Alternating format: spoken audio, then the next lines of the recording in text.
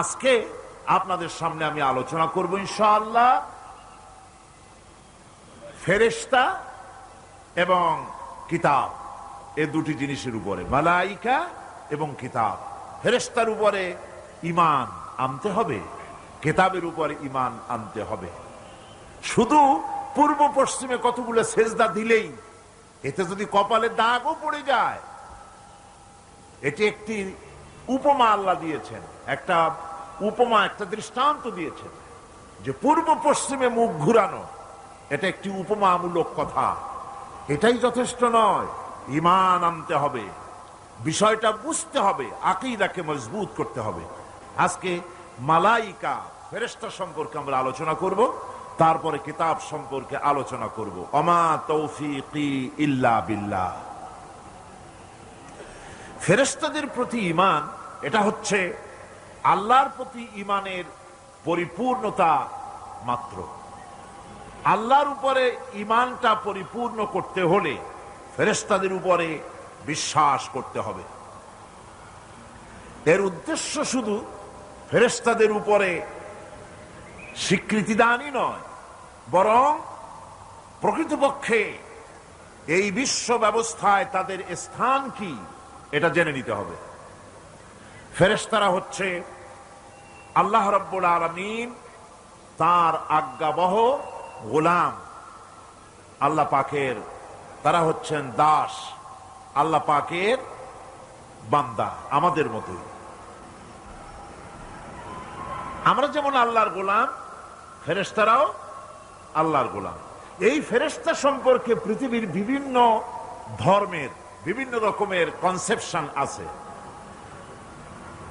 এই ফেরেশতাদেরকে ইংরেজিতে অ্যাঞ্জেল বলা হয়, যার চরিত্র খুব ভালো ভালো লাগে, লোকেরা বলে অ্যাঞ্জেলিক ক্যারেক্টার, এটা ফেরেশতা ধরনের চরিত্র লোকটা, এরকম বলে থাকে। সুতরাং খ্রিস্টান হোক, ইহুদি হোক, আর হিন্দু হোক, যে কোনো জাতের লোক হোক, ফেরেশতায় তারা বিশ্বাস করে। আর এই ফেরেশতাদের উপরে তাদের বিশ্বাসটা হচ্ছে বিকৃত। কি ধরনের? কারো মতে ফেরেশতা হচ্ছে প্রকৃতির সন্তান, কারো মতে ফেরেশতা হচ্ছে আল্লাহর মেয়ে, নাউযুবিল্লাহি মিন যালিক। যার কারণে সূরা আন-নাজমের মধ্যে আল্লাহ পাক এর প্রতিবাদ করেছেন। আল্লাহ পাক বলছেন, ওরা দাবি করলো ফেরেশতা হচ্ছে আল্লাহর মেয়ে।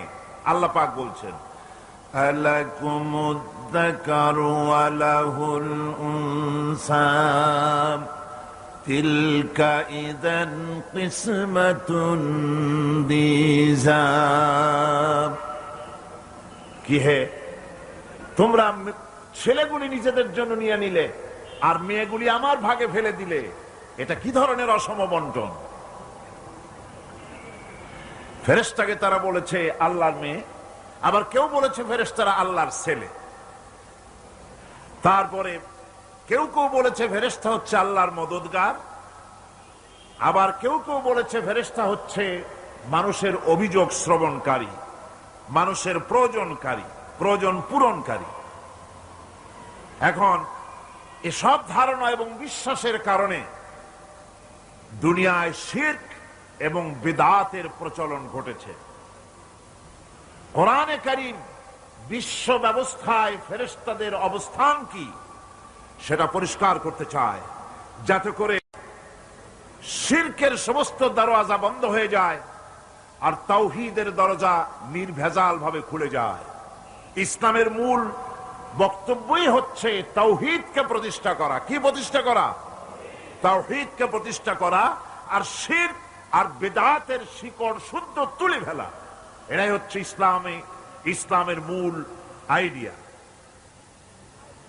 কোরআনের ভাষায় স্পষ্ট করে বলা হয়েছে যে ফেরেশতারা আল্লাহর মেয়েও নয়, আল্লাহর ছেলেও নয়, তারা হচ্ছে আল্লাহর বান্দা। বলুন তো ফেরেশতারা আল্লাহর কি?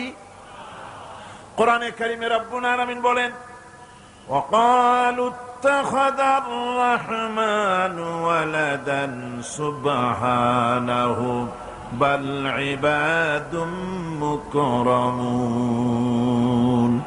কাফেররা বলে দয়াময় কাউকে পুত্র বানিয়ে নিয়েছেন। পবিত্র সেই সত্তা যিনি যার সম্পর্কে তারা এই বাজে কথাগুলি বলে, তার কোনো ছেলেও নাই, তার কোনো মেয়েও নাই। ফেরেশতারা তো তার সম্মানিত বান্দা মাত্র। ইবাদুম মুকরামুন, ফেরেশতা হচ্ছে সম্মানিত বান্দা। সুবহানাল্লাহি ওয়া বিহামদি। ফেরেশতারা হচ্ছে আল্লাহর কি শুধু বান্দা না, সম্মানিত বান্দা। কারণ ফেরেশতারা আল্লাহর সঙ্গে অবাধ্য হতে পারে না, তার কোন হুকুমকে অমান্য করার কোন অধিকার ফেরেশতাদের নাই। আল্লাহর ছেলেও নাই, আল্লাহর মেয়েও নাই। এ কথাটি ছোট্ট সূরার মধ্যে তাওহীদের একটা ক্লিয়ার কনসেপশন আল্লাহ পাক দিয়েছেন, ছোট্ট একটি সূরার ভিতরে। আমার কাছে মনে হয় যেন এই ছোট্ট সূরাটি মধ্যে এটা মনে হয় যেন একটি ঝিনুক, আর এর ভেতরে সমস্ত পৃথিবীর সমুদ্র আর মহাসমুদ্রের পানিগুলি ঢুকায় দেওয়া হয়েছে। ছোট্ট একটি সূরা, তাওহীদকে এমন ভাবে প্রকাশিত হয়েছে এই সূরার মাধ্যমে, যা অন্য কোথাও এত পরিষ্কার আসেনি। আল্লাহ পাক সব জায়গায় বলেছেন, কিন্তু ছোট্ট সূরায় এক কথায় তাওহীদ প্রকাশিত হয়ে গেছে। কি? কুল হুয়াল্লাহু আহাদ। পড়েন সবাই, কুল হুয়াল্লাহু আহাদ আল্লাহুস সামাদ লাম ইয়ালিদ ওয়া লাম ইউলাদ ওয়া লাম ইয়াকুল লাহু কুফুয়ান আহাদ। আল্লাহ রাব্বুল আলামিন বলেন, নবী আপনি বলুন, আল্লাহ এক এবং একক। তিনি বেনিয়াজ, কারো মুখাপেক্ষী তিনি নন। তিনি কাউকে জন্ম দেন নাই, তাকেও কেউ জন্ম দেয়নি। আকাশ আর জমিনে ওই আল্লাহ রাব্বুল আলামিনের সমকক্ষ কেউ নাই। তিনি এক এবং একক। এই ফেরেশতারা হচ্ছে তার অনুগত বান্দা। ফেরেশতারা আল্লাহ পাকের ছেলেও নয়, মেয়েও নয়। এক মুহূর্তের জন্য ফেরেশতারা চুপ করে বসে থাকে না। যার যে কাজ আছে সেই কাজ নিয়ে তারা ব্যস্ত আছে। তারা ওয়াজিফা পাঠ, তাসবিহ পাঠের মধ্যে ব্যস্ত থাকে।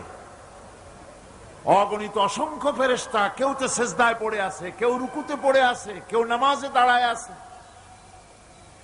কেউ তো তাসবিহ পাঠ করতেছে।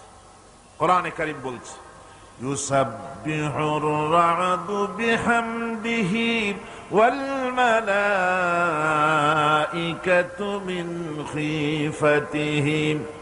আল্লাহ পাক বলেন, বিজদি প্রশংসার সাথে আল্লাহ পাকের গুণকীর্তন করে, আর সমস্ত ফেরেশতারা আল্লাহকে ভয় করে ভীতির সাথে আল্লাহর তাসবিহ পাঠ করতে থাকে। সমস্ত ফেরেশতারা আল্লাহর তাসবিহ পড়ে।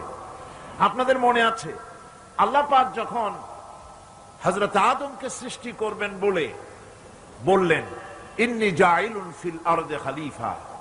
ফেরেশতারা বলেছিলেন, নাহনু নুসাব্বিহু বিহামদিকা ওয়া নুকদ্দিসু লাক। আমরাই তো তাসবিহ পড়ি, আমরাই তো আপনার হাম পড়ি, আপনার তাসবিহ পড়ি, সবকিছুই তো আমরা করি, পবিত্রতা ঘোষণা করি। এর দ্বারা প্রমাণিত হয় ফেরেশতারা সার্বক্ষণিক ভাবে আল্লাহর তাসবিহ পাঠের মধ্যে তারা রত আছে। সব সময় আল্লাহর জিকির আজগারের ভেতরেই তারা ডুবে আছে। ওয়ালাহু মান ফিস সামাওয়াতি ওয়াল আরদি ওয়া মান ইনদাহু লা ইয়াস্তাকবিরুনা আন ইবাদাতিহি ওয়া লা ইস্তাহসিরুন। আসমান এবং জমিনে যা কিছু আছে এবং তার কাছে যা কিছু আছে সব আল্লাহর তাসবিহ পাঠে নিরত আছে। আর ফেরেশতারা তো বন্দিগি করছে আল্লাহ পাকের, আর কখনোই তারা অবাধ্যচারণ করে না, আর কখনো তারা আল্লাহ পাকের জিকির থেকে, তাসবিহ পাঠ থেকে তারা ক্লান্ত হয় না। আল্লাহ পাক তাদের সম্পর্কে আবার বলেন, ইউসাব্বিহুনাল লাইলা ওয়ান নাহারা লা ইয়াফতুরুন। এই ফেরেশতারা রাত দিন তার প্রশংসায় পড়ে থাকে, কখনই শৈথিল্য প্রদর্শন করে না, কখনই আল্লাহর জিকির থেকে, তাসবিহ থেকে তারা বিরত থাকে না। এ ধারণার মধ্য দিয়ে কোরআনে কারীম মানুষকে স্পষ্ট করে বলছে যে ফেরেশতারা হচ্ছে আল্লাহর গোলাম, আল্লাহর বান্দা, তারা তোমাদের প্রয়োজন পুরা করতে পারে না, তারা তোমাদের ভাগ্যের কোনো উন্নতি করে দিতে পারে না, তারা আল্লাহর ছেলেও নয়, আল্লাহর মেয়েও নয়, এরা হচ্ছে আল্লাহর বান্দা। এই ফেরেশতাদের মাধ্যমে আল্লাহ রাব্বুল আলামিন আরেকটি কাজ নিয়ে থাকেন, তা হচ্ছে নবী এবং রাসূলদের কাছে এই ফেরেশতার মাধ্যমে আল্লাহ পাক বাণী প্রেরণ করেন। নবী রাসূলদের কাছে বাণী আনে কারা? আল্লাহর ফেরেশতা। এ কারণেই তাদের মাধ্যমে আল্লাহ পাক নবী রাসূলদের কাছে আল্লাহর বাণী পাঠান, যে এই ফেরেশতারা ওই বাণীর ভিতরে কোন রকম হ্রাস বৃদ্ধি করে না, তারা আল্লাহর অবাধ্য নয়, ওর মধ্যে তারা বাড়ায়ও না, তারা কমায়ও না, কোনো ক্ষমতা তাদের নাই। কোরআনে কারিমে আল্লাহ পাক বলছেন, ইন্নাহু লাকাউলু রাসূলিন কারীম ذي قوة عند ذي العرش مكين مطاع ثم أمين। নিঃসন্দেহে এক সম্মানিত বার্তাবাহকের বর্ণনা, এক ফেরেশতার বর্ণনা। আরশ অধিপতির কাছে তিনি সম্মানিত। জিবরাইল আলাইহিস সালামের কথা বলা হচ্ছে। হযরতে জিবরাইল আমিন তিনি আল্লাহর কাছে সম্মানিত, অনুগত এবং তিনি বিশ্বাসী। আল্লাহ পাকের পক্ষ থেকে তিনি বাণী বহন করে নিয়ে আসেন, আর এর ভিতরে কোন রকম হ্রাস বৃদ্ধি করার কোন ক্ষমতা ফেরেশতার নাই। আল্লাহ পাক বলছেন, ওয়া ইন্নাহু লাতানজিলু রাব্বিল আলামিন নাযালা বিহির রূহুল আমিন। নিঃসন্দেহে এটা হচ্ছে রব্বুল আলামিনের পক্ষ থেকে অবতীর্ণ করা কিতাব, যা নিয়ে বিশ্বস্ত আত্মা অবতরণ করেছেন, অর্থাৎ হযরতে জিবরাইল আমিন। আল্লাহ পাক তাকে বিশ্বস্ত বলেছেন, শাদীদুল কুওয়া বলেছেন, প্রচন্ড ক্ষমতা তার, আল্লাহ পাক বলেছেন। এর থেকে জানা গেল যে ফেরেশতাদের প্রতি ঈমান শুধু আল্লাহর প্রতি ঈমানের জন্যই নয়, বরং কিতাবের প্রতি, নবীদের প্রতি ঈমান আনার জন্য ফেরেশতাদের প্রতি ঈমান আনা জরুরি। ফেরেশতাদের উপর ঈমান আনা কি জরুরি, অত্যন্ত জরুরি। ফেরেশতাদের উপর তৃতীয় আরেকটি কারণে ঈমান আনতে হয়, সেটা হচ্ছে আল্লাহ পাক তাদের মাধ্যমেই কাজগুলি করে থাকেন। ফেরেশতারা হচ্ছে আল্লাহ পাকের রাষ্ট্রীয় কর্মচারী, আল্লাহ পাকের স্টাফ। তাদের মাধ্যমে আল্লাহ বৃষ্টি, কোথাও বৃষ্টি দেন, কোথাও রহমত পাঠান, কোথাও গজব দেন, কোথাও ভূমিকম্পের সৃষ্টি করেন, কোথাও জলোচ্ছ্বাস, কোথাও ক্ষুধা, কোথাও দারিদ্র ইত্যাদি। পৃথিবীর ভিতরে আযাব, গজব, শান্তি যা কিছু আল্লাহ পাক করতে চান, এই ফেরেশতাদের মাধ্যমেই তা করে থাকে। এক কথায় ফেরেশতারা হচ্ছে আল্লাহ পাকের রাষ্ট্রীয় কর্মচারী। এই কথা এভাবেই বিশ্বাস করতে হবে যে ফেরেশতারা কখনো অবাধ্য হয় না, অবাধ্য হওয়ার কোনো ক্ষমতাই তাদের নাই। তারা আল্লাহ পাকের বাধ্যগত আজ্ঞাবহ কর্মচারী। ফেরেশতাদের উপরে ঈমানটা এই পর্যন্তই আমি আপনাদের সামনে বললাম। ফেরেশতাদের প্রতি ঈমান আনার ব্যাপারে এই তিনটি কথা আপনাদের সামনে পেশ করেছি। এখন 3 নম্বরে যে কথাটি বিশ্বাস করতে হবে সেটা হলো কিতাব। কিসের উপর ঈমান? কিতাবের প্রতি ঈমান। ইসলামের পরিভাষায় কিতাব বলতে বোঝানো হয় সেই বাণীকে, সেই নির্দেশকে, সেই গ্রন্থকে যা মানুষের হেদায়েতের জন্য আল্লাহর পক্ষ থেকে অবতীর্ণ করা হয়েছে। এই অর্থের প্রেক্ষিতে কিতাব হচ্ছে সেই আল্লাহ রাব্বুল আলামিনের বাণী, যিনি এই বাণীকে আল্লাহ পাক ফেরেশতার মাধ্যমে নবীদের কাছে প্রেরণ করেছেন। এই কিতাব গোটা পৃথিবীর মধ্যে আল্লাহ রাব্বুল আলামিন 104 খানা কিতাব পাঠিয়েছেন।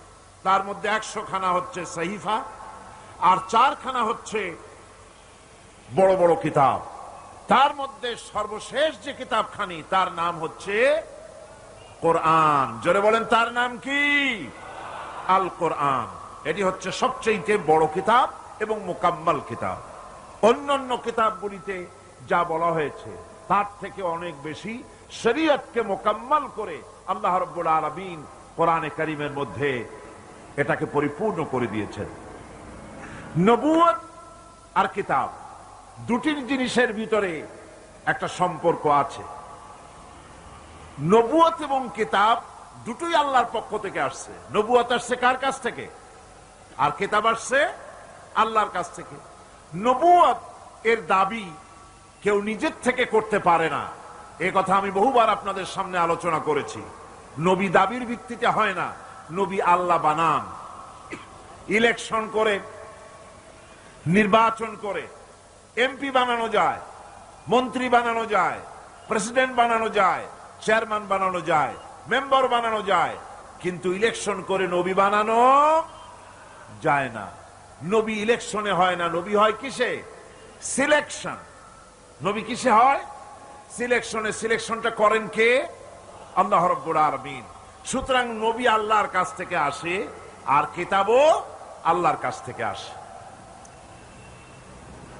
নবী যদি কিতাব ছাড়া আসতেন, খুব ভালো করে বোঝেন, নবী যদি কিতাব ছাড়া আসতেন আর কিতাব যদি নবী ছাড়া আসতো, তাহলে মানুষের ধর্ম পালন, জীবনের কর্তব্যবোধ, জীবন পরিচালনা এবং ধর্মকে অনুধাবন করা দারুণভাবে সুকঠিন হয়ে পড়ত। কোরআনের নমুনাই হচ্ছে, কিতাবের নমুনা হচ্ছেন আম্বিয়ারা। আম্বিয়া আলাইহিমুস সালাম তারা হচ্ছেন কিতাবের নমুনা। কিতাবও যার, নবীও সেই আল্লাহ সুবহানাহু ওয়া তাআলা। কোরআন হচ্ছে একটা থিওরি, আর নবীরা হচ্ছেন, কিতাব হচ্ছে থিওরি, নবীরা হচ্ছেন তার প্র্যাকটিক্যাল। থিওরি আর প্র্যাকটিক্যাল দুটো জিনিস এক নয়। যেমন আমি যদি কাগজে লিখি র দন্তেশ্ব গয় ওকার লয় লয় আকার, কাগজে লিখে দিলাম, কি হলো কন্ত? বলুন সবাই, কি হলো? এখন যদি আপনারা এইটার উপরে চাটেন, মিষ্টি লাগবে? বলবেন মিষ্টি কেমনে লাগবে, ওর মধ্যে দুধ নাই, চিনি নাই। আচ্ছা ঠিক আছে, লিখে দিলাম দুধ, চিনি ইত্যাদি যা যা লাগে সব লিখা কাগজটারে গোল বানাই দিলাম। এখন যদি চাবান, তাও কি মিষ্টি লাগবে? লাগবে না। মিষ্টি লাগবে কি হলে? দুধ কিনতে হবে, ছানা বানাতে হবে, চিনির শিরা তৈরি করতে হবে, তারপরে রসগোল্লা বানাতে হবে, এরপরে আপনি ফ্রিজে রাখবেন, চামচ দিয়ে কাটবেন, মজা করে খাবেন, তখন আপনার ভালো লাগবে। ঠিক কিনা? এখন ভালো লাগলো কেন? যেহেতু এটা প্র্যাকটিক্যালে আসছে। আর আগে কাগজ চেটেছেন, কাগজ চাবায়েছেন, ভালো লাগে নাই, কারণ থিওরি চাবায়েছেন। প্র্যাকটিক্যালে না আসা পর্যন্ত মজা পাওয়া যাবে না। সেই জন্যে কোরআন হচ্ছে একটা থিওরি, কাগজে লেখা একটা থিওরি। এই থিওরিটা আল্লাহ রাব্বুল আলামিনের। এই থিওরি যদি প্র্যাকটিক্যাল না থাকে, মডেল না থাকে, আদর্শ না থাকে, তাহলে তা পালন করা মানুষের জন্য দুঃসাধ্য, সুকঠিন। এই জন্য আল্লাহ সুবহানাহু ওয়া তাআলা কোরআনের মুজাসসাম নমুনা হিসেবে পেশ করেছেন মুহাম্মদুর রাসূলুল্লাহ সাল্লাল্লাহু আলাইহি ওয়াসাল্লাম। তিনি হচ্ছেন কোরআনের মডেল। সুবহানাল্লাহ ওয়া বিহামদিহি। যার জন্য তিনি স্পষ্ট করে বলতে পেরেছেন যে কথা কেউ বলতে সাহস পায়নি, যে কথা নবী বলেছেন। আল্লাহর নবী বলেছেন, ও আমার সাহাবীরা, দিনের আলোতে তোমরা আমার ভিতরে যা দেখতে পাও, রাতের বেলায় আমার ভিতরে তোমরা যা দেখতে পাও। ও আমার স্ত্রীরা, দিনের আলোতে আমার ভিতরে যা দেখতে পাও, রাতের আধারে আমার মধ্যে যা দেখতে পাও, যে সব আচরণ, আমার চলাফেরা, দিন ও রাতের আলোচনাগুলি, দিন ও রাতের চরিত্রগুলি, দিন ও রাতের আমার কর্তব্য পালন, আমার মধ্যে যা দেখতে পাও সবগুলি খুলে খুলে মানুষের সামনে বলে দাও। এই কথা তো আর কেউ বলতে পারেনি পৃথিবীতে। নবীরা ছাড়া এত বড় কথা পৃথিবীর আর কেউ বলতে সাহস পাবে না। কথা ঠিক কিনা গণ? জোরে বলেন, পারবে বলতে? যত বড়ই মুহাদ্দিস হোক, মাওলানা হোক, খাজা বাবা হোক, নামের আগে যতই 5 হাত লম্বা ডিগ্রি লাগান না কেন, কাগজে যখন নাম লেখে হুঁশ থাকে না, কত যে লেখে, কি যে লিখলে, শুধু নামের সামনে আলাইহিস সালাম টুক বাদ রাখে। হ্যাঁ, সব লিখে আবেগের ঠেলায় অস্থির হয়ে যায়। কোন ব্যক্তি আছেন যিনি বলতে পারবেন আমার শৈশবকালীন, যৌবনকালীন, বৃদ্ধকালীন, রাতের, দিনের সব ঘটনা মানুষের কাছে বলে দাও? কেউ কি পারবে বলতে? না, কেবলমাত্র পারবে আম্বিয়া আলাইহিমুস সালাম।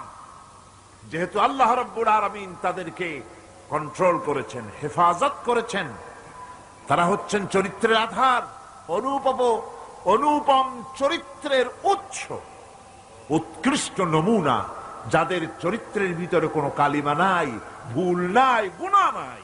মুহাব্বতের সাথে বলেন সুবহানাল্লাহ। এই জন্য নবী, নবুয়ত আর কিতাব দুটোই আসছে আল্লাহর কাছ থেকে। সেই জন্য বিশ্ববাসীর বাঁচার পথ নবীদের অনুসরণ। বিশ্ববাসীর বাঁচার পথ কি? নবীদের অনুসরণ। আল্লাহ রাব্বুল আলামিন তিনি কিতাব পাঠিয়েছেন, কিতাবের উপর ঈমান আনা লাগবে। আর নবীও তিনি পাঠিয়েছেন। সাধারণ নেতা নবীদের ভিতরে পার্থক্য হলো আকাশ আর জমিনের, গালফ অফ ডিফারেন্স। আকাশ আর জমিনের পার্থক্য সাধারণ নেতা আর নবী, এর মধ্যে পার্থক্য কতখানি? আকাশ আর জমিনের। এর থেকেও যদি বড় দৃষ্টান্ত দেওয়া যায় তো তাই। কারণ হচ্ছে এই পৃথিবীতে পথপ্রদর্শক হিসেবে শিক্ষক, পণ্ডিত, ধর্মগুরু, রাজনৈতিক নেতা, বাপ দাদা, দার্শনিক যারাই পৃথিবীতে আবির্ভূত হয়েছেন, নবীদের সঙ্গে তাদের মৌলিক একটা পার্থক্য আছে। সে মৌলিক পার্থক্য হচ্ছে সাধারণ লোকের, সাধারণ নেতারা সিদ্ধান্ত নেন মন মস্তিষ্ক প্রসূত জ্ঞান দিয়ে। এই জন্য তাদের সিদ্ধান্ত দিয়ে দেশ এবং জাতির স্থায়ী কোনো কল্যাণ সাধিত হয় না। আল্লাহ রাব্বুল আলামিন বলেন, মা ইয়ানতিকু আনিল হাওয়া ইন হুয়া ইল্লা ওয়াহয়ুন ইউহা। আমার নবী প্রবৃত্তিকে অনুসরণ করে কোনো কথা বলেন না। আমার নবী যেটা বলেন সেটা হলো ওহী। আমি যা বলতে বলি তিনি তো তাই বলেন। নবী নিজের মগজ থেকে কিছু বলেন না, আল্লাহর কথা দিয়ে বলেন। এই জন্য কোরআন আর হাদিসে বেশি কোনো পার্থক্য নাই। কোরআন হলো, কোরআনের ভাব এবং ভাষা দুটোই আল্লাহ রাব্বুল আলামিনের, আর হাদিসের ভাষাটা শুধু আল্লাহর নবীর, আর ভাবটা হচ্ছে আল্লাহ রাব্বুল আলামিনের। নবীরা যা বলেন তাই সত্য। এই জন্য নবীদের কথার ভিতরে কোনো বক্রতা নাই, নবীদের কথার ভিতরে কোনো বক্রতা নাই, কোনো শটতামি নাই, কোনো প্রবঞ্চনা নাই। নবীদের কথা হচ্ছে ডাইরেক্ট, আল ওয়াদুহ ওয়াস সারাহা, পরিষ্কার বক্তব্য তারা রাখেন, যেখানে কোনো বক্রতার বিন্দু মাত্র লেশ নাই।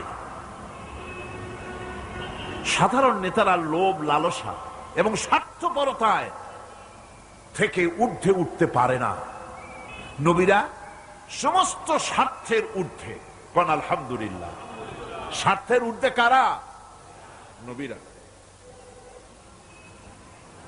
আল্লাহ পাক বলছেন, ইয়াত্তাবিউনা ইল্লা যান্না ওয়া মা তাহওয়াল আনফুস।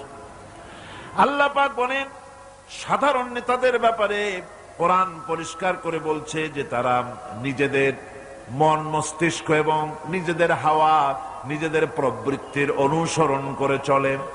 আর যারা নাকি প্রবৃত্তির অনুসরণ করে, মন মস্তিষ্ক নিজস্ব বুদ্ধির অনুসরণ করে, তাদের সম্পর্কে আল্লাহ পাক বলেন, ওয়ামা লাহুম বিহি মিন ইলমিন ইয়াত্তাবিউনা ইল্লা যান্না ওয়া ইন্নায-যান্না লা ইউগনি মিনাল হক্কি শাইআ। তাদের কাছে সত্যিকারের কোনো জ্ঞান নাই। তারা তো নিজেদের আন্দাজ এবং অনুমানের ভিত্তিতে চলে, আর আন্দাজ আর অনুমান কোনদিন হকের দাবি মিটাতে পারে না। হক যেটা, হকের দাবি আন্দাজ আর অনুমান কোনদিন পূরণ করতে পারে না। আল্লাহর জ্ঞান হচ্ছে পারফেক্ট জ্ঞান। সেই জ্ঞান দিয়ে আল্লাহ পাক নবীদের কাছে বাণী পাঠিয়েছেন। কোরআনে কারীম বলছে, ওয়ামান আযাল্লু মিম্মান ইত্তাবা'a হাওয়াহু বিগাইরি হুদাম মিনাল্লাহ।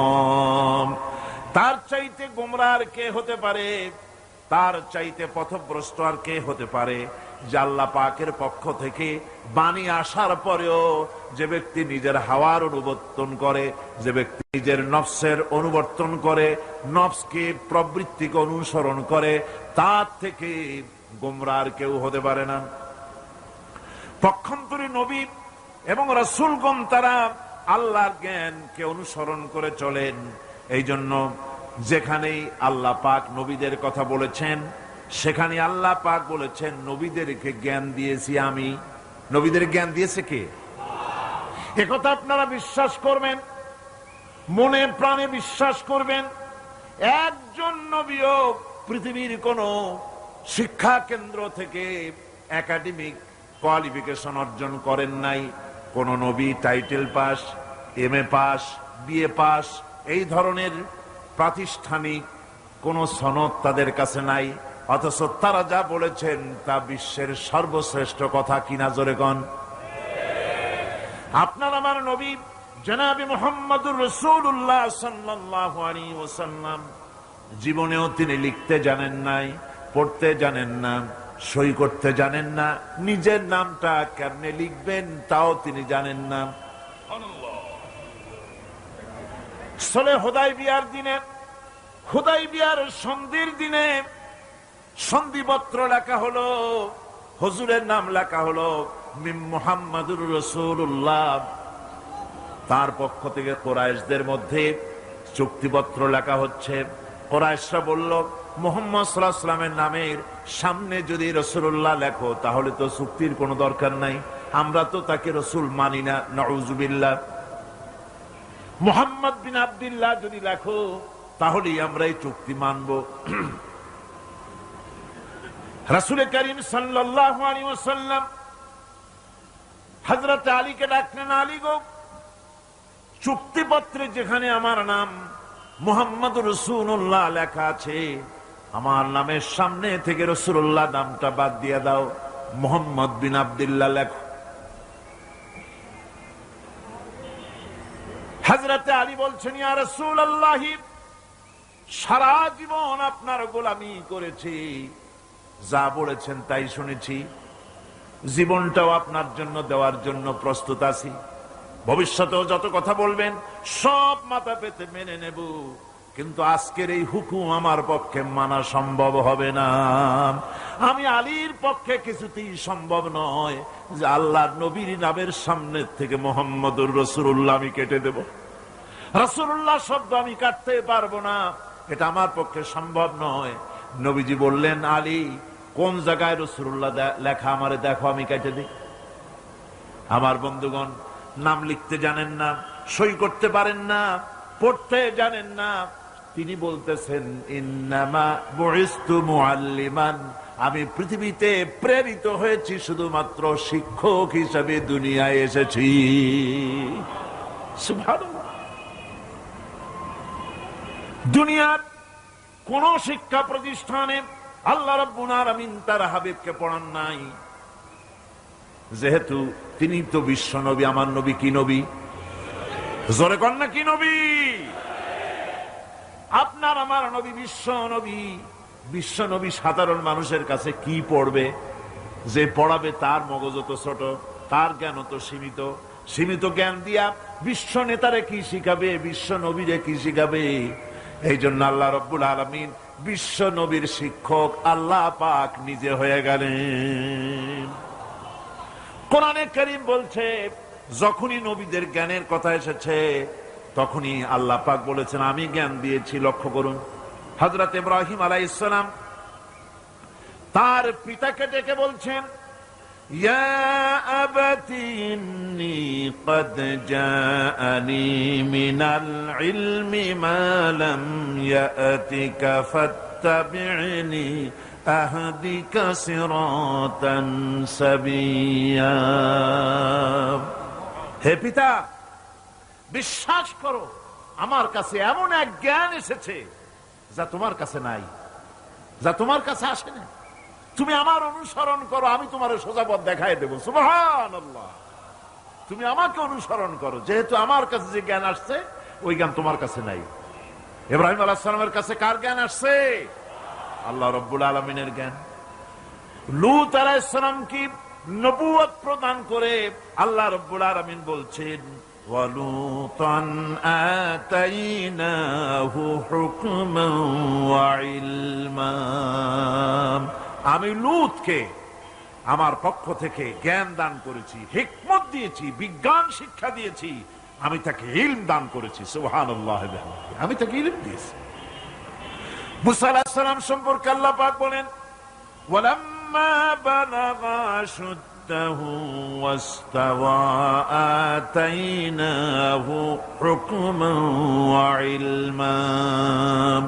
মুসা আলাইহিস সালাম যখন বয়স সন্ধিক্ষণে পৌঁছে গেলেন, যখন তিনি পূর্ণ বয়স প্রাপ্ত হলেন এবং তিনি যখন নিজেকে সম্পূর্ণ লালন পালন করার কাজ যখন তার সম্পূর্ণ হয়ে গেল, আমি তখন আমার পক্ষ থেকে তাকে ইলম দান করেছি, জ্ঞান দান করেছি, হিকমত দিয়েছি, জ্ঞান দিয়েছি।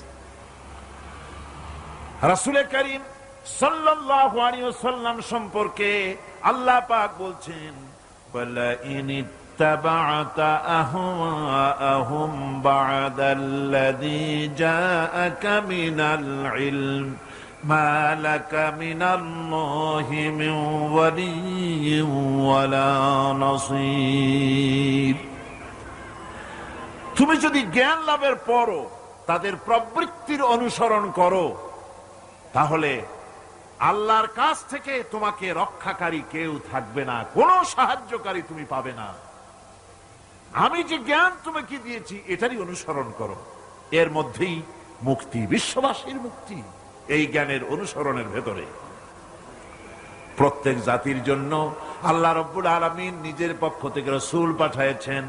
আল্লাহ পাক বলেছেন, ওয়ালিকুল্লি উম্মাতির রাসূল, প্রত্যেক জাতির জন্য আমি রাসূল প্রেরণ করেছি। এমন কোন জাতি নাই যার কাছে নবী রাসূল পাঠানো হয় নাই। ওয়া ইম মিন উম্মাতিন ইল্লা খালা ফিহা নাযীর। সমস্ত নবীদের কাছে, সমস্ত উম্মতের কাছে, জাতির কাছে আমার পক্ষ থেকে আমি নবী পাঠাইছি। কোন সুবহানাল্লাহ। কেউ যেন বলতে পারে না যে আমরা আল্লাহর পক্ষ থেকে কোনো দাওয়াত পাই নাই, আল্লাহর পক্ষ থেকে সত্যকে চেনার কোনো রাস্তা পাই নাই। এই জন্য প্রত্যেক নবীদের, প্রত্যেক উম্মতের জন্য, জাতির জন্য আল্লাহ সুবহানাহু ওয়া তাআলা তিনি নবী পাঠিয়েছেন নিজের পক্ষ থেকে, হেদায়েত পাঠিয়েছেন নিজের পক্ষ থেকে। এই নবীদেরকে পাঠাবার উদ্দেশ্য কি ছিল? কোরআনে কারিমে আল্লাহ পাক বলেন, আমাদের নবীকে আল্লাহ পাক ডেকে বলছেন, আলিফ লাম রা কিতাবুন আনজালনাহু ইলাইকা লিতুখরিজান নাস মিনাজ যুলুমাতি ইলান নূর। আলিফ লাম রা কিতাবুন আনজালনাহু ইলাইকা লিতুখরিজান নাস মিনাজ যুলুমাতি ইলান নূর। এই কিতাব আমি আপনার উপর অবতীর্ণ করেছি। এ হচ্ছে একখানা কিতাব, এই কিতাবখানা আমি আপনার প্রতি অবতীর্ণ করেছি। এই জন্য করেছি কিতাব অবতীর্ণ, যাতে করে মানব মণ্ডলীকে পঞ্জীভূত অন্ধকারের ভিতর থেকে বের করে আলোর দিকে নিয়ে আসতে পারেন। এ বিশ্ব হচ্ছে অন্ধকারে ভরা। পৃথিবীতে মানব রচিত যত মতবাদ আছে সব হচ্ছে অন্ধকার। সবগুলি কি? অন্ধকার। এই অন্ধকারের ভিতর থেকে আলোর দিকে নিয়ে আসবেন। আলো হচ্ছে কি? ইসলাম। আলো হচ্ছে কোরআন। কোরআনের দিকে নিয়ে আসবে, ইসলামের দিকে নিয়ে আসবে। সেই জন্য আমি আপনার প্রতি এই কোরআন অবতীর্ণ করেছি। আমার ভাইয়েরা, সকল আসমানি কিতাবের উপরে আমাদের ঈমান আনা লাগবে। শুধুমাত্র কোরআন শরীফের উপরে নয়, সকল কিতাবের উপর ঈমান আনতে হবে। কোরআনকে যেমন মানি, মুহাম্মদ সাল্লাল্লাহু আলাইহি ওয়াসাল্লামকে যেমন মানি, সব নবীদের উপরে ওই রকম ঈমান আনতে হবে। কোরআন যেমন মানি ওই রকম করে সমস্ত কিতাবের উপরে ঈমান আনতে হবে। এটার শর্তই দেওয়া হয়েছে, মুমিন হচ্ছে তারা ওয়াল্লাযীনা ইউমিনুনা বিমা উনজিলা ইলাইকা ওয়া মা উনজিলা মিন ক্বাবলিক। মুমিন হচ্ছে সেই সব লোক, মুত্তাকি হচ্ছে তারা যারা তোমার উপরে নাজিলকৃত কিতাবের উপর ঈমান এনেছে এবং এর আগে যত কিতাব আসছে সমস্ত কিতাবের উপর ঈমান এনেছে, তারাই হচ্ছে মুত্তাকি, তারাই হচ্ছে মুমিন। আল্লাহ পাক বলেন, নাযালা আলাইকাল কিতাবা বিল হাক্কি মুসাদ্দিকান লিমা বাইনা ইয়াদাই। আল্লাহ তোমার প্রতি সত্য সহকারে যে কিতাব নাজিল করেছেন আর এর পূর্বে আগত সকল কিতাবের উপরে এর সত্যতা প্রমাণ করেন। এ কোরআন হচ্ছে আগের যত কিতাব নাজিল হয়েছে সমস্ত কিতাবের সত্যতা প্রমাণকারী কিতাব।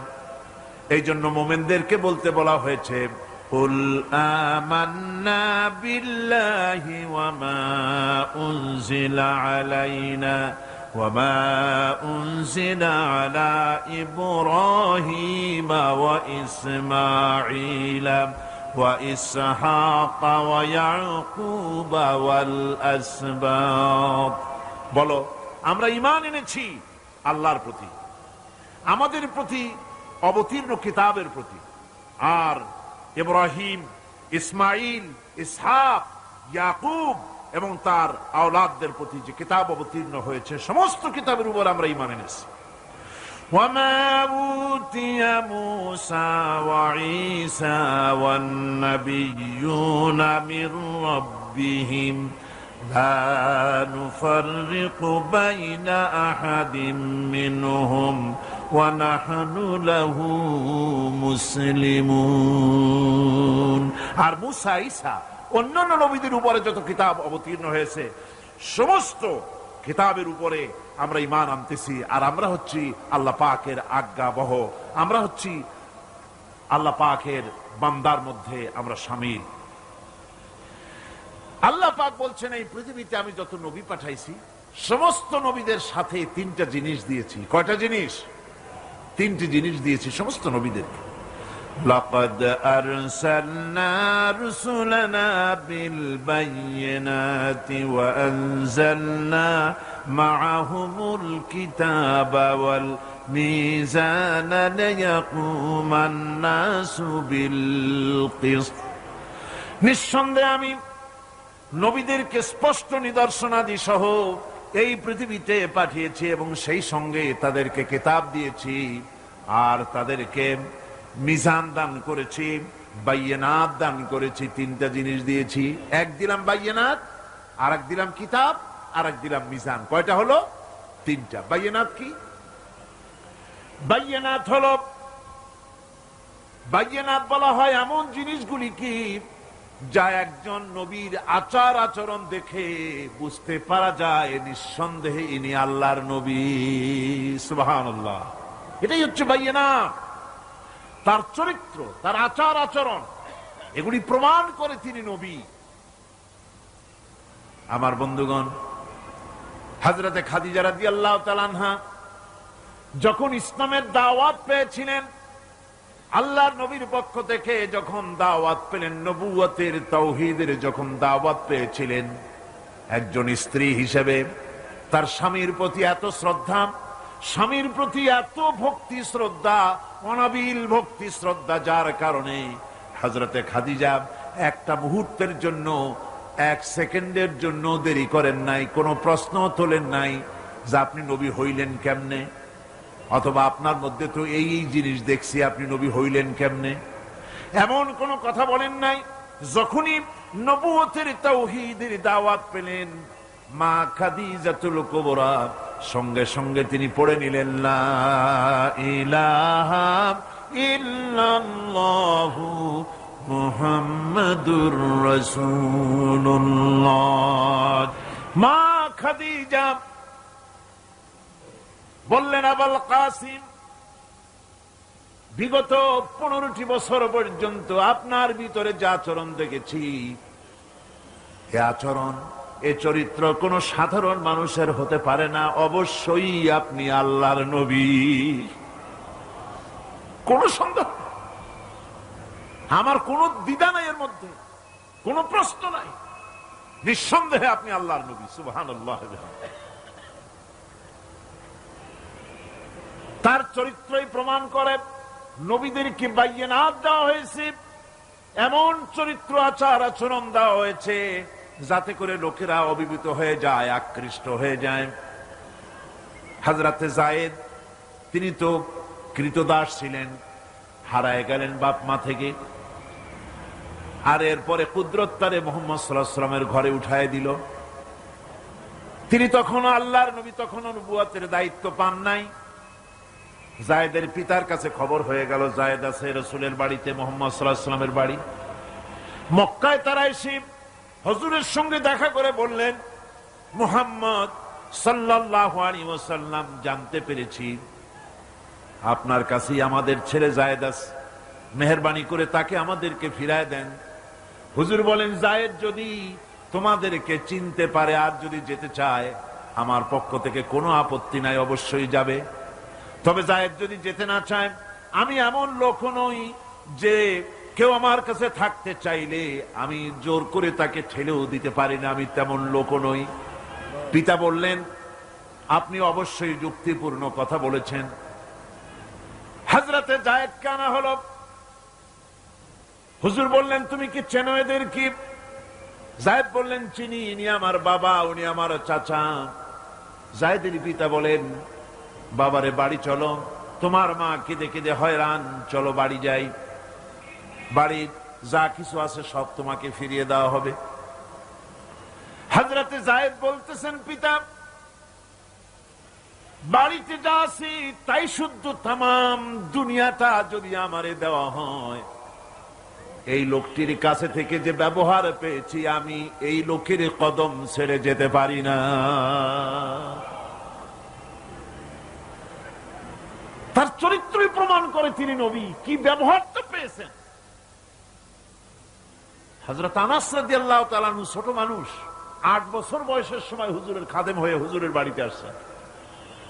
আচ্ছা, 8 বছর বয়সের কিশোর ভুল তো করতেই পারে। গরম পানি চাইলে ঠান্ডা পানি এনে দেবে, স্যান্ডেল চাইলে জুতো আনবেন, বিছানা বিছাইতে বললে উঠাই দেবে, এটা স্বাভাবিক। কিশোর মানুষ, ছোট মানুষ। এবার শুনুন, বায়্যিনাত কারে বলে? নবীদের বায়্যিনাত আল্লাহ যে দিয়েছেন সেটা কি জিনিস? সেটা হলো উন্নত মানের চরিত্র, তার ব্যবহার, ওঠা বসা, যা দেখলে মানুষ বুঝতে পারে তিনি আল্লাহর নবী। হযরতে আনাসের মুখে শুনুন। হযরতে আনাস রাদিয়াল্লাহু তাআলা আনহু বলেন, একাধিক ক্রমে টানা 10টি বছর রাসূলের খেদমতের ভিতরে নিয়োজিত ছিলাম। 10টি বছরের ভিতরে একটা দিনের জন্য নবীজি আমাকে ধমক দিয়ে কথা বলেন নাই। এটা ধমক দিলেন না আমারে, এটা করছো কেন, এটা করো নাই কেন? সুবহানাল্লাহ বিহামদিহি। গোটা পৃথিবীর সমস্ত মুমিন মুসলমানদের, পুরুষ আর নারীদের জীবন, কলিজা, রক্ত রাসূলের কদম মোবারক উৎসর্গ হয়ে যায়। কারে বলে নবী রাসূল? কি চরিত্র! বায়্যিনাত। আল্লাহ রাব্বুল আলামিন বলেন, নবীদেরকে বায়্যিনাত দিয়েছি, আর আমি তাদের সাথে কিতাব দিয়ে দিয়েছি। কিতাবও এমন কিতাব যেই কিতাবের কোনো তুলনা নাই। কোরআনে কারীম নাজিল করে দিলেন আল্লাহ রাব্বুল আলামিন, এমন কিতাব দিয়ে দিলেন, কোরআন শুনে মানুষ পাগল হয়ে যেতেছে।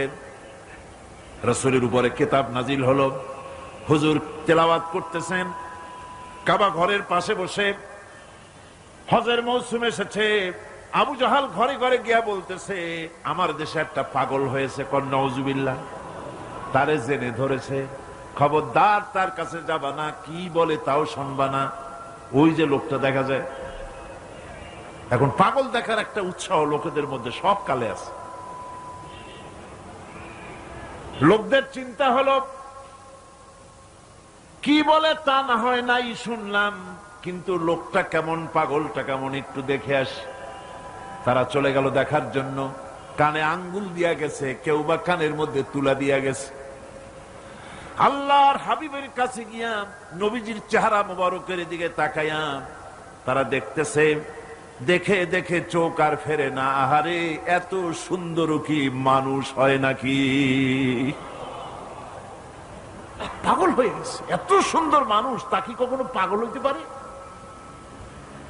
আমরা তো পাগল দেখেছি, পাগলের জামা কাপড়ের খোঁজ থাকে না, মাথার চুল একদিকে, মোছ আর একদিকে, দাড়ি আর একদিকে, জামার বোতামের ঠিক নাই, দাঁতে ময়লা, জামায় কাপড়ে ময়লা।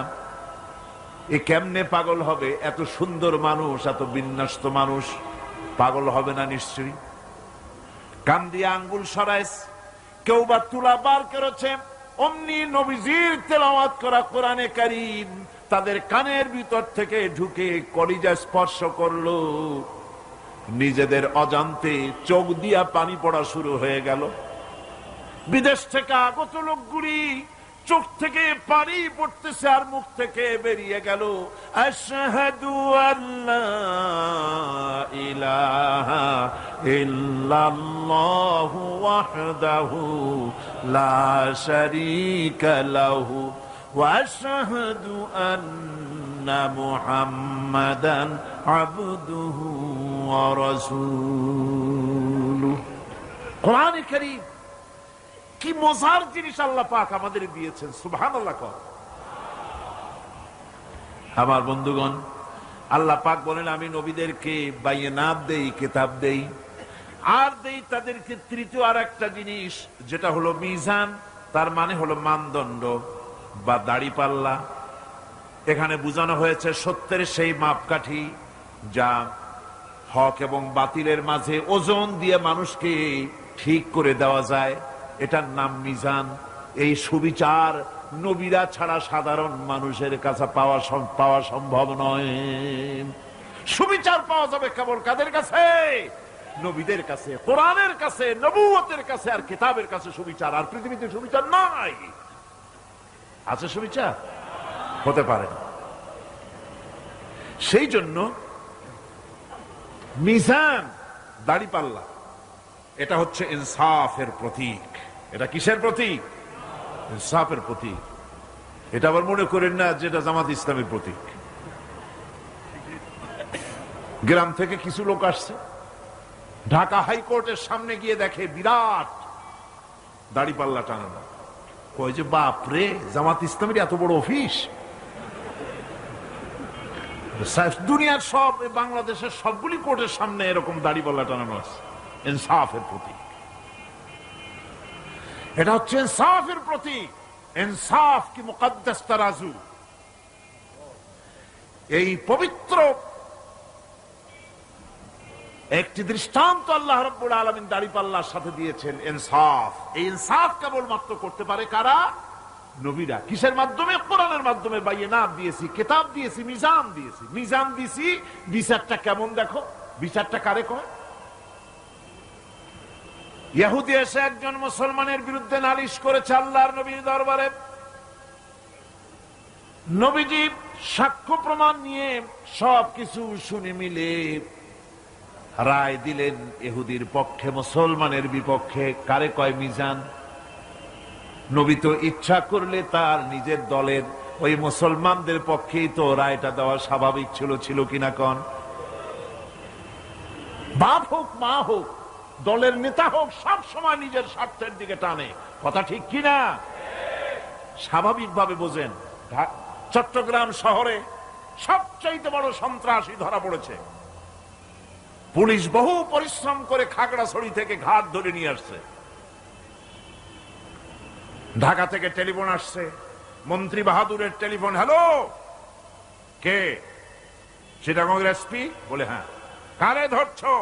কয় বল্টু মিয়ারে। ছাড়ো মিয়া, আমার দলের লোক তুমি ঠিক পাও নাই? কয় স্যার, অস্ত্র শুদ্ধ ধরছি। অস্ত্র শুদ্ধ ছেড়ে দে। এই জন্য পৃথিবীর সাধারণ মানুষের কাছে ইনসাফ পাওয়া যায় না, যায় আল্লাহ পাক বলেন আমি নবীর কাছে মিজান দিয়েছি। সুবহানাল্লাহ। কেমন মিজান দিলাম? নবীজি বিচার করতেছেন, ইহুদির বক্তব্য শুনে মুসলমানের পক্ষে রায় না দিয়া রায়টা দিলেন ইহুদির পক্ষে।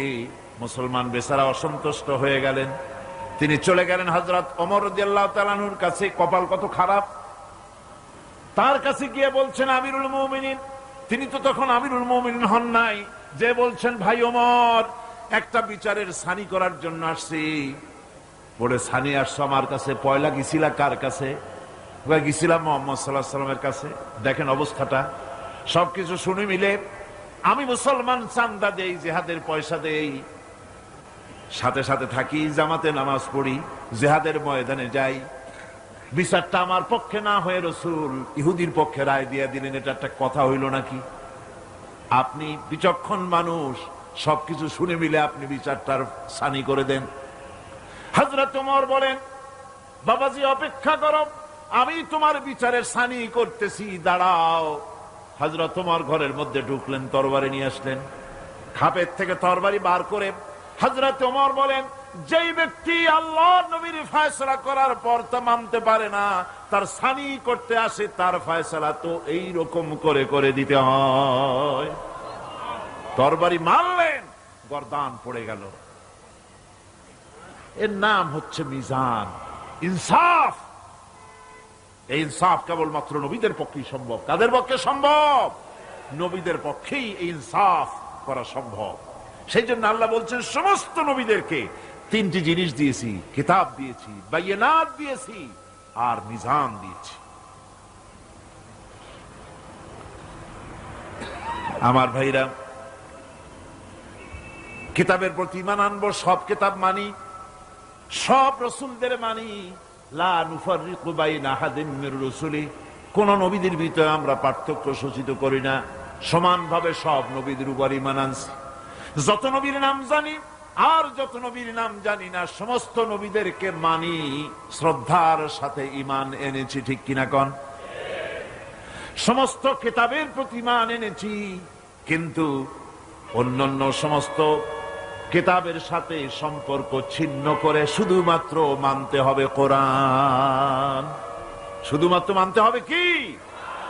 সমস্ত আসমানি কিতাব বিশ্বাস করি, ঈমান এনেছি, কিন্তু সমস্ত কিতাবের সাথে সম্পর্ক ছিন্ন করে মানতে হবে শুধুমাত্র কোরআন। কারণ এটাই হচ্ছে মুকাম্মাল। হযরত ওমর রাদিয়াল্লাহু তাআলা আনহু একদিন রাসূল করিম সাল্লাল্লাহু আলাইহি সাল্লামের সামনে তাওরাতের একটা পাতা এনে তিনি পড়তেছিলেন। বললেন হুজুর তাওরাতের একটা পাতা পাইছি, একটু আপনারে শোনাই। হুজুরের কাছ থেকে অনুমতি না নিয়েই তিনি তা পড়া শুরু করে দিলেন। কিছুক্ষণ পর হযরত আবু বকর রাদিয়াল্লাহু তাআলা আনহু এসে তিনি রাসূলের চেহারার দিকে তাকিয়ে দেখেন আল্লাহর নবীর চেহারা মোবারক গোসায় লাল হয়ে আছে। হযরত সিদ্দিক আকবর রাদিয়াল্লাহু তাআলা আনহু বলেন ওমর, এর থেকে যদি তুই মরে যেতি, এর থেকে তুমি যদি মরে যেতে, তিনবার বললেন। হযরত ওমর হতচকিত হয়ে গেলেন। তিনি তাকিয়ে রাসূলের চেহারা মুবারকের দিকে দেখেন, হুজুরের চেহারা গোসায় ভরে গেছে। হযরত ওমর থরথর করে কাঁপতে লাগলেন, বললেন ইয়া রাসূলুল্লাহ, ওমরের জীবন, ওমরের মা বাপের জীবন আপনার কদমে উৎসর্গ হয়ে যাক। কি অপরাধ করেছি ইয়া রাসূলুল্লাহ? হুজুর বলছেন ওমর, তুমি যে কিতাবের পাতা আমারে শুনাইতেছো, এই কিতাব যার উপরে অবতীর্ণ হয়েছে সেই মুসা আলাইহিস সালাম যদি আজকে বেঁচে থাকতেন, আমার উম্মতের ভিতরে শামিল হওয়া ওয়াজিব হয়ে যেত। সুতরাং সমস্ত কিতাব থেকে সম্পর্ক ছিন্ন করে মানতে হবে কেবলমাত্র কোরআন। মানতে হবে কোনটা? আর ওদের ওই কিতাবগুলির সাথে আমাদের থাকবে কি? ঈমানের সম্পর্ক। কিসের সম্পর্ক? ঈমান ও আকীদার সম্পর্ক। আর মানতে হবে কোরআন। এই কোরআনে কারিমের রয়েছে বিশেষ কিছু বৈশিষ্ট্য। সুবহানাল্লাহ, কত বৈশিষ্ট্য! কোরআনে কারিমের রয়েছে বৈশিষ্ট্যে ভরা এই কোরআন, যা আল্লাহ রব্বুল আলামিন আমাদেরকে দান করেছেন। এর 1 নম্বরের বৈশিষ্ট্য হলো কোরআন আরবি ভাষায় নাজিল হয়ে গোটা পৃথিবীতে ছড়ায় আছে। আজও পর্যন্ত কোরআনের মধ্যে কোনো পরিবর্তন হয় নাই। হয়েছে কোনো পরিবর্তন? সামনের দিকে হওয়ার সম্ভাবনা আছে। আল্লাহ পাক বলেন, নাহানু নাযালনা যিকরা ওয়া ইন্না লাহু লাহাফিজুন। কোরআন নাযিল করেছি আমি আল্লাহ, আর এর সংরক্ষণের সবটুকুন দায়িত্ব আমি আল্লাহ আমার নিজ হাতে গ্রহণ করেছি। আমার হাতে এটা গ্রহণ করেছি।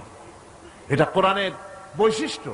পৃথিবীতে কোরআন মুখস্থ, আপনার বেদ, বাইবেল, অন্যান্য ধর্মগ্রন্থ মুখস্থ করেছে, এর কোনো নজির নাই। আছে নাকি? কোনো নজির নাই। কিন্তু কোরআন মুখস্থ করেছে লক্ষ লক্ষ মুসলমান পাওয়া যাবে, কোটি খানেক মুসলমান পাওয়া যাবে যারা কোরআন মুখস্থ করেছে। আল্লাহ রাব্বুল আলামিন বলেন, ওয়ালাকাদ ইয়াসসারনাল কুরআনা লিযিকর। কোরআন মুখস্থ করার জন্য আমি আল্লাহ বান্দাদের কাছে আমি সহজ করে দিয়েছি। এই পৃথিবীতে কোরআনের বড় বৈশিষ্ট্য হচ্ছে কোরআনের চাইতে বেশি পড়া হয়েছে এমন কোন কিতাব পৃথিবীতে আছে? নাম করেন, নাম করেন, বলেন। এমন কোন কিতাব পৃথিবীতে নাই। আমার ভাইরা, এমন মজার কিতাব মানুষ বুঝেও পড়ে, না বুঝেও পড়ে। রাতের বেলায় তাহাজ্জুদের নামাজ পড়ে কোরআন তেলাওয়াত করে, আর চোখের পানি দিয়ে দাড়ি ভিজে যায়। কোরআনে কারীম এত মজার কিতাব, এই কোরআনে কারীমকে আল্লাহ রাব্বুল আলামিন বিরাট নিয়ামত করে মানুষের জন্য পেশ করেছেন।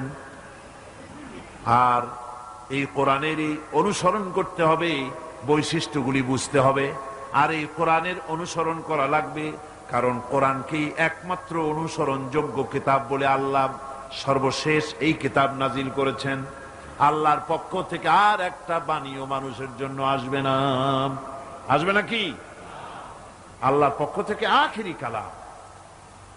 আল্লাহ পাক বলছেন, ইন্না আনজালনা ইলাইকাল কিতাবা বিল হক লিতাহকুমা বাইনান নাসি বিমা আরাকাল্লাহ। আমি এই কিতাবকে সত্য সহকারে তোমার উপরে অবতীর্ণ করেছি, যাতে করে এই সত্য জ্ঞান এবং বিচার ফয়সালা তুমি মানুষের মধ্যে করতে পারো। সেই জন্য আমার পক্ষ থেকে এই কিতাব তোমার উপরে সত্য সহকারে অবতীর্ণ করেছি। এই কিতাবেরই অনুসরণ করতে হবে কেবলমাত্র, আর কোনটার নয়। সুতরাং কোরআনের প্রতি ঈমান আনার লক্ষ্যে কোরআনের বিশুদ্ধতা সম্পর্কে সন্দেহ এবং সংশয় দূর করা জরুরি। কোরআনের প্রতি আমাদের কি কোনো সন্দেহ আছে? জোরে বলেন, আছে? আলহামদুলিল্লাহ কোন কোন আলহামদুলিল্লাহ। আল্লাহ রাব্বুল আলামিন প্রথমে তো চ্যালেঞ্জ করেছিলেন, তোমরা যদি সন্দেহ পোষণ করো কোরআনের ব্যাপারে, তাহলে কোরআন শরীফের মতো করে একখানা কিতাব বানায় আনো। এই চ্যালেঞ্জের মোকাবেলা দুনিয়া কেউ করতে পারে নাই। এরপরে আল্লাহ পাক বলেছেন, পারলা না গোটা কোরআনের মতো করে 10টা সূরা বানায় আনো। তাও সাড়া পাওয়া গেল না, কাউকে পাওয়া গেল না। পরে আল্লাহ পাক সর্বশেষ চ্যালেঞ্জ করলেন, ইন কুনতুম ফি রাইবিম মিম্মা নাযালনা আলা আবদিনা ফাআতু বিসূরাতিন মিন মিসলিহি ওয়াদউ শুহাদাআকুম মিন দুনিল্লাহি ইন কুনতুম সাদিকিন। বান্দারে, যদি সন্দেহ করো যে এই কিতাব আমার নবীর বানানো, আমি নাজিল করি নাই, পারলে কোরআন শরীফের ছোট্ট সূরার মতো করে একটা সূরা বানাও। এই চ্যালেঞ্জ কত বছরের হলো? ১৫০০ বছরের পৃথিবীর মানুষের আল্লাহর এই চ্যালেঞ্জের মোকাবেলায় মানুষের, বিশ্ববাসীর নীরবতা প্রমাণ করে কোরআনে কারীম নির্ভুল ভাবে আল্লাহর কালাম। ১৫০০ বছর ধরে বিশ্ব মানবের নীরবতা, এই চ্যালেঞ্জের মোকাবেলায় গোটা বিশ্ব নীরব। কথা ঠিক কিনা? কেউ সরব হয়েছে নাকি? কোরআনের মতো করে সূরা বানাও না পারলে। নবীর ব্যাপারে কথা বলেছে, নবীকে মিথ্যা নবী বলেছে, বলেন নাউজুবিল্লাহ। নবীকে পাগল বলেছে, কবি বলেছে, জাদুকর বলেছে, গণক বলেছে। কিন্তু কোরআন আল্লাহর নয়, মানুষের বানানো, এই কথা বলার সাহস কেউ করে নাই। কারণ হলো কোরআন যদি বলে যেটা মানুষের বানানো, তাহলে লোকেরা তারে ধরবে, তুমিও তো মানুষ, বানাও তো দেখি কোরআনের মতো করে সূরা। এই সাহস কেউ করে নাই, করবেও না। আমার বন্ধুগণ,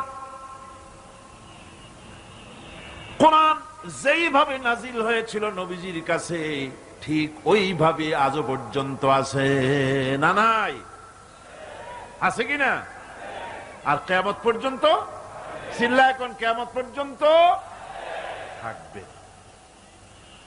আল্লাহ পাক বলেন, ইন্না আলাইনা জামআহু ওয়া কুরআনা ফাইদা ক্বারানাহু ফাত্তাবি' কুরআনা সুম্মা ইন্না আলাইনা বায়ানা।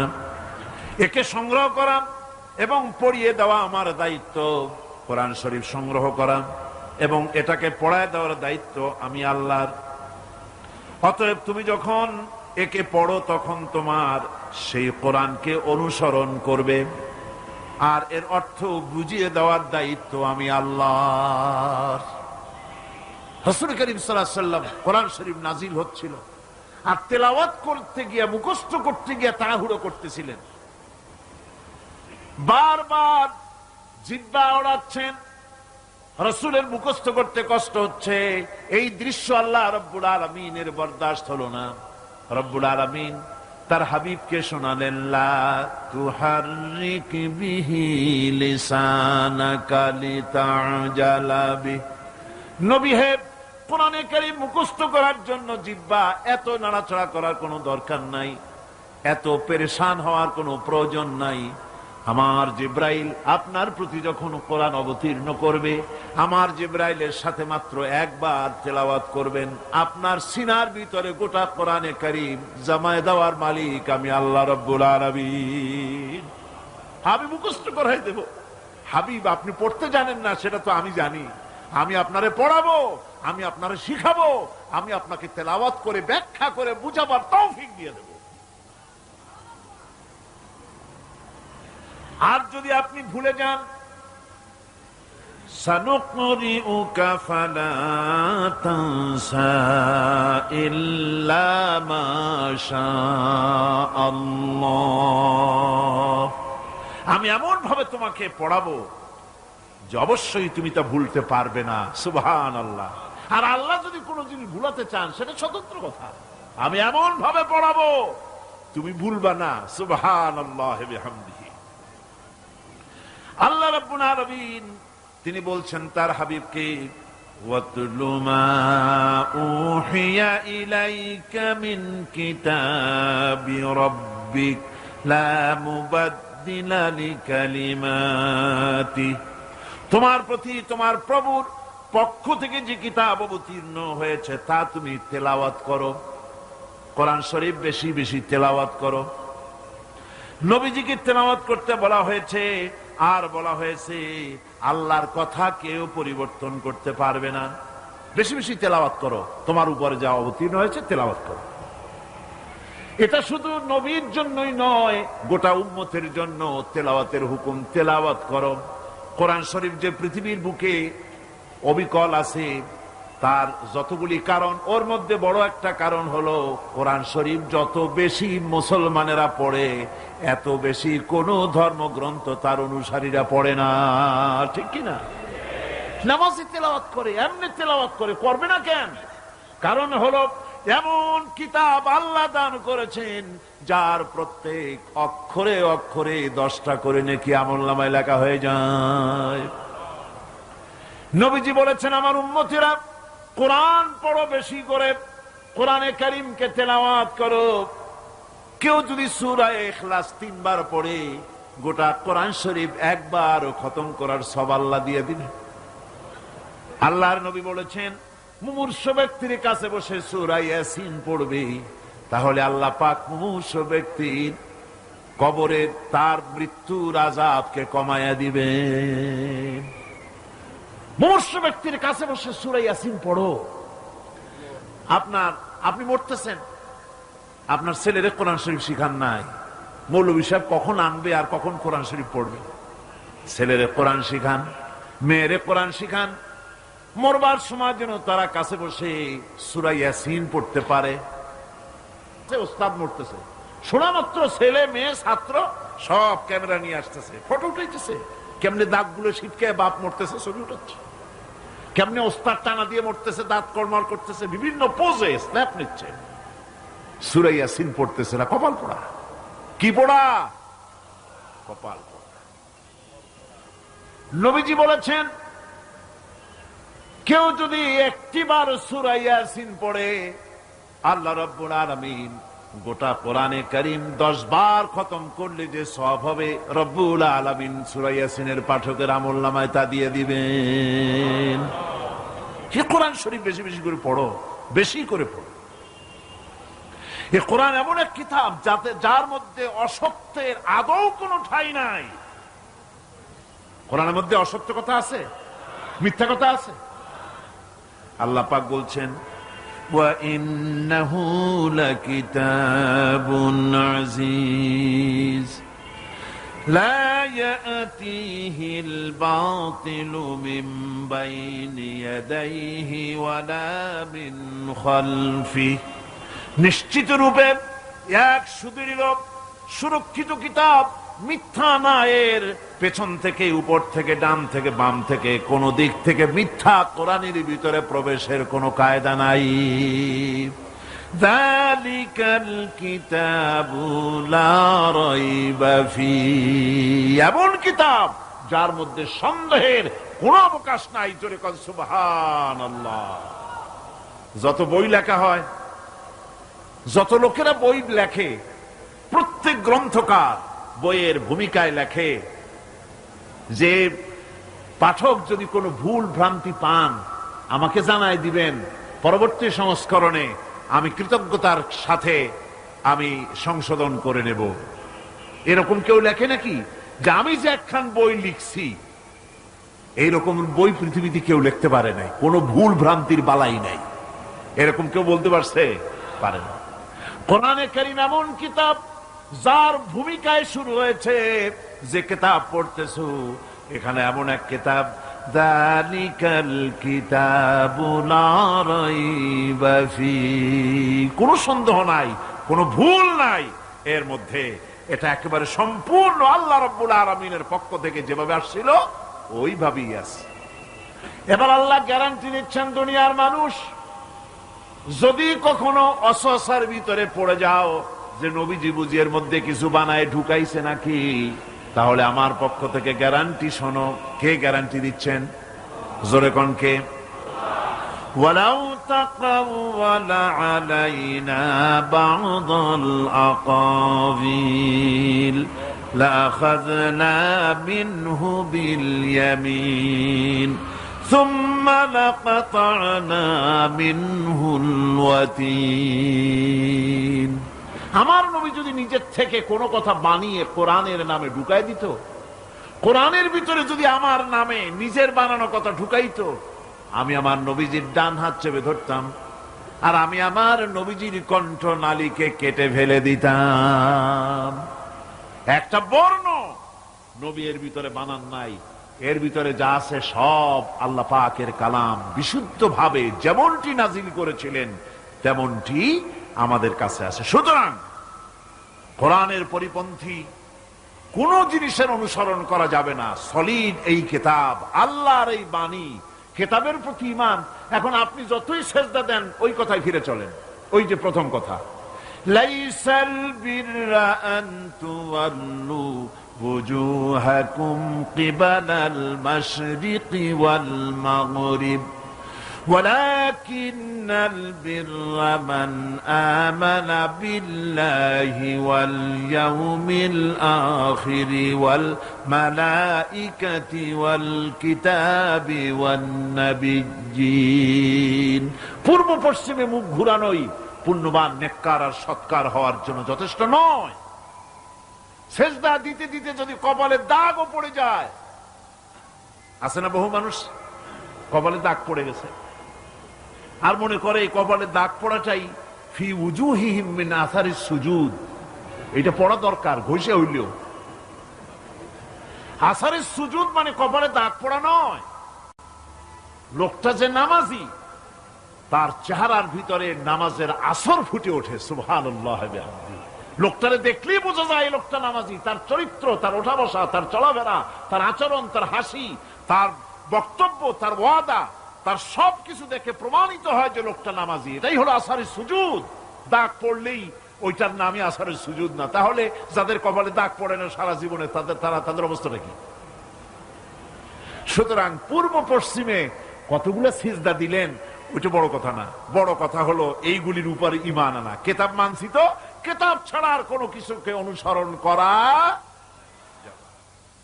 এবার শুনুন আল্লাহ পাক কি বলতেছেন, ইত্তাবিউ মা উনজিলা ইলাইকুম মির রাব্বিকুম ওয়া লা তাত্তাবিউ মিন দুনিহি আউলিয়া। যা কিছু তোমার প্রভুর পক্ষ থেকে অবতীর্ণ হয়েছে সেটারই অনুসরণ করো এবং কোরআন ছেড়ে অন্য কোন পৃষ্ঠপোষকের অনুসরণ করো না। কে নিষেধ করেছেন? কে নিষেধ করেছেন? এই কোরআনের পরিপন্থী কোন জিনিস মানা যাবে না। কোরআন যা বলেছে সেটাই মানতে হবে। এত বড় নিয়ামত আল্লাহ আমাদের দিলেন, কপাল পোড়া জাতি সেই নিয়ামতকে ভুলে গেছে। কোরআন শরীফ পড়ুন, কোরআন বুঝুন, কোরআন আমল করুন। আল্লাহ রাব্বুল আলামিন ভাগ্য খুলে দিবে, ভাগ্য খুলে দিবেন। দেশে শান্তি আসবে, বরকত আসবে, রহমত আসবে। এই শান্তি, রহমত, বরকত যদি লাভ করতে চায় কোরআনের কোনো বিকল্প নাই। সকলকে দাওয়াত দেই, সব মানুষ আজকে যত লোক এসেছেন সকলকে আল্লাহ পাক কোরআন সহি করে তেলাওয়াত করার তৌফিক আল্লাহ পাক আমাদেরকে দান করুন। কোরআন শরীফ সহিভাবে বোঝার তৌফিক আমাদের দিন। কোরআন অনুযায়ী জীবন চালাবার তৌফিক আল্লাহ পাক আমাদের দান করুন। মোনাজাত করবো এখন। মোনাজাতের জন্য সব মানুষ বসুন, যত মানুষ দাঁড়ানো আছেন বসেন। আল্লাহুম্মা আমিন। ربنا ظلمنا أنفسنا وإن لم تغفر لنا وترحمنا لنكونن من الخاسرين سبحانك اللهم وبحمدك ونستغفرك ونتوب إليك ونشهد أن لا إله إلا الله وحده لا شريك له ونشهد أن محمدا عبده ورسوله اللهم اجعلنا من التوابين اللهم اجعلنا من المتطهرين اللهم اجعلنا من عبادك الصالحين اللهم اجعلنا من الذين لا خوف عليهم ولا هم يحزنون اے اللہ رب العالمین শীতের এই রাতে গভীর রাত পর্যন্ত তোমার বান্দা বান্দিরা কোরআনে কারীমের মাহফিলে হাজিরা দিয়েছে। আয় আল্লাহ, কোরআনে কারীমের বরকতে জাহান্নামের আগুন আমাদের জন্য হারাম বানায়া দাও রব্বুল আলামিন। আমাদের মধ্য থেকে আমরা যারা মা বাপ হারাইছি, মা বাপ যাদের বিদায় হয়ে গেছে, মা বাপের কবরগুলিকে জান্নাতের টুকরা বানায়া দাও। রব্বিরহামহুমা কামা রাব্বায়ানি সগীরা। আয় আল্লাহ তাআলা, অনেকে দোয়া চেয়েছেন, যিনি যেই উদ্দেশ্যে দোয়া চেয়েছেন নেক উদ্দেশ্য আল্লাহ তুমি পূরণ করে দাও। আয় আল্লাহ, অপারেশন হবে যার, হার্ট অপারেশন, আল্লাহ তুমি মেহেরবানি করে তার অপারেশন আসান করে দাও। আয় আল্লাহ তাআলা, যিনি যার প্যারালাইসিস হয়েছে আল্লাহ তুমি দয়া করে তাকে এই প্যারালাইসিস থেকে মুক্ত করে দাও রব্বুল আলামিন। পবিত্র কোরআনে কারীমের মাহফিলে আজ হৃদয়ের সবটুকুন আবেগ উজাড় করে দিয়ে তোমার দরবারে বিনীতভাবে নিবেদন করছি, তুমি আমাদের শরীরে যত নিয়ামত দান করেছো জন্মের পরে, এই নিয়ামতের একটা নিয়ামত মৃত্যুর আগে আমাদের থেকে ছিনায় নিও না। আমাদের দৃষ্টিশক্তি, শ্রবণ শক্তি, বাক শক্তি, স্মৃতি শক্তি, চলৎ শক্তি, আমাদের শরীরে যা তুমি দিয়েছো সবগুলিকে মৃত্যু পর্যন্ত নিয়ামত টিকায়া রাখো। আয় আল্লাহ তাআলা, এ মাহফিলে হাজার হাজার মানুষ দূর দূরান্ত থেকে আসে, দেশ বিদেশ থেকে আসে। সকলের ধারণা কোরআনের মাহফিলে গেলে দোয়া কবুল হয়ে যাবে। আয় আল্লাহ, দোয়া করার মালিক, দোয়া কবুলের মালিক তুমি। তোমার বান্দারা যার দিলে যে দুঃখ আছে, কষ্ট আছে, সব দুঃখ কষ্ট দূর করে দাও। রব্বানা তাকাব্বাল মিন্না ইন্নাকা আনতাস সামিউল আলিম ওয়া তুব আলাইনা ইন্নাকা আনতাত তাওয়াবুর রহিম।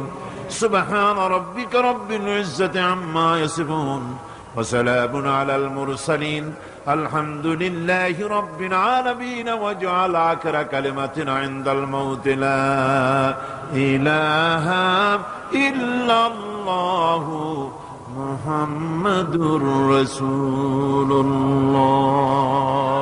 আসসালামু আলাইকুম ওয়া রাহমাতুল্লাহ।